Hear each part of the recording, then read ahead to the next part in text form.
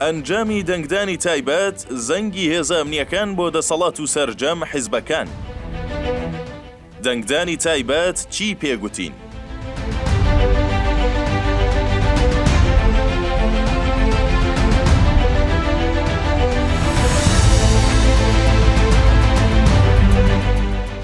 ئەنجامی دەنگدانی تایبەت و ئاستی هۆشیاری هێزە چەکدارەکانی هەرێم شۆکێک بوو بۆ دەسەڵات و کۆی حیزبەکان کە هەرگیز بیریان لەوە نەدەکردەوە بەو ڕێژەیە هێزامنیەکان کە زۆر جار بەپایەی مانەوەی دەسەڵات دادەنرێن یاخی بن. ئەنجامە بەراییەکانی دەنگدانی تایبەت لە هەرێم بڵاو کرایەوە، هەرچەندە پارتی و یەکێتی بوونەتە براوەی یەکەم و دووەمی هەڵبژاردنەکە، بەڵام ئەنجامەکان دڵخۆشکەر نین بۆ ئەو دوولایەنە. پارتی زیاتر لە 60,000 و یەکێتیش نزیکەی 40,000 دەنگی بەدەستێناوە. بەڵام هەم ڕێژەی دەنگەکانیان دابەزیوە و هەمیش ڕێژەی دەنگی پوچەڵی هێزامنیەکان پەیامێکە بۆ سەرجەم لایەنەکان.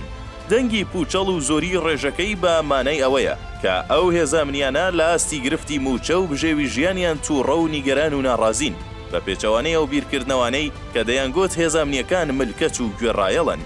جیالەوانەش هێزەکانی دەرەوەی پارتی و یەکێتی بەشێکی دەنگەکانیان بۆ خۆیان برتووە.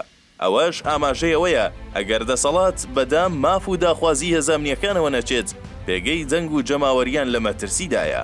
لە هەموو بازنەکانی هەرێم نزیکەی 31,000 دەنگی پوچەڵی هێزامنیەکان هەیە. دەنگنەدانی ئەوان مانایەوەیە کە نەک لە دەسەڵات بەڵکو لە هیچ حیزبێک ڕازی نین.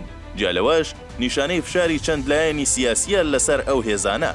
بەشێک لە چاودێرانی دۆخەکە دەڵێن دەنگدانی هێزامنیەکان و ڕێژەی پوچەڵی دەنگەکانە و پەیامە بوو بە گوێی دەنگدەرانی گشتیدا کە بەو پەڕی جۆش و خۆشەوە بەشداری دەنگدان بکەن. ئەوە تا ئێمە لێیان ڕازی نین و ئێوە تەواوکەری کارە ناتەواوەکەی ئێمە بن. هەرچۆنێک بێت ئەنجامی دەنگدانی تایبەت شۆکێک بوو کە پێدەچێت کاریگەریەکەی لە دوورمەودادا لەسەر هەموو حیزبەکان دەربکەوێت.